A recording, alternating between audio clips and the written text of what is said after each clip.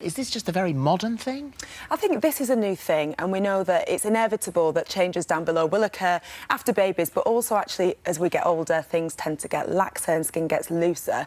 But this rejuvenation is quite a modern thing, it's quite a new thing.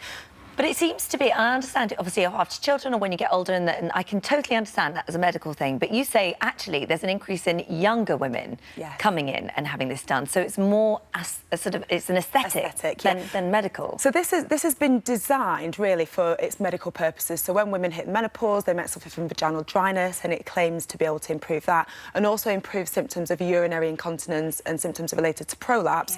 But it also does have a cosmetic purpose. And we're talking more about vulvas rather than vaginas. We're talking about the external parts that are visual when we're talking about designer vaginas. But why do we care about that more now than we did years ago? I mean, are we seeing more vaginas that we're comparing our own with other people? I think the only way that most women are able to compare what they have with other women is by watching pornography.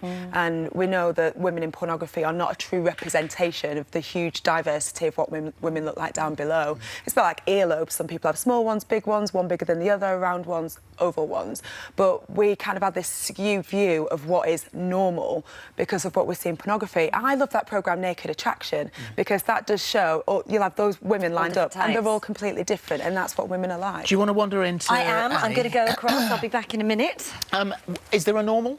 There's no such thing as normal. So I think everybody's on a spectrum from here to here, and we've got this skewed view, perhaps, that this is what's normal. But there's absolutely no such thing as normal. And I think we've got some images to show some variabilities of what normal can be. So this is what people may say is the perceived perfect vagina that people might be aiming for, all very neat and tidy.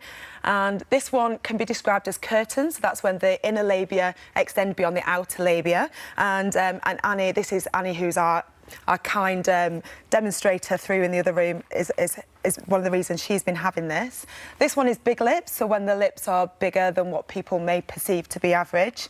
And we've got this one, which is a prominent clitoris. And all these are absolutely normal, and as a GP, I see all of these in a normal week. But should you be happy with what you have? I think making yourself aware, knowing once you know this is normal, that might alleviate concerns. But if as a woman you are worried or you feel that it is affecting your confidence, or particularly if it's affecting your sex life, then go and speak to a health professional about it, because it is OK to have a conversation with your GP or with your nurse about your intimate area, and I think a lot of people feel afraid to do that. And as a doctor, you know, we've got the procedure we're about to talk about in a moment with this piece of kit here that looks like something off Star Trek.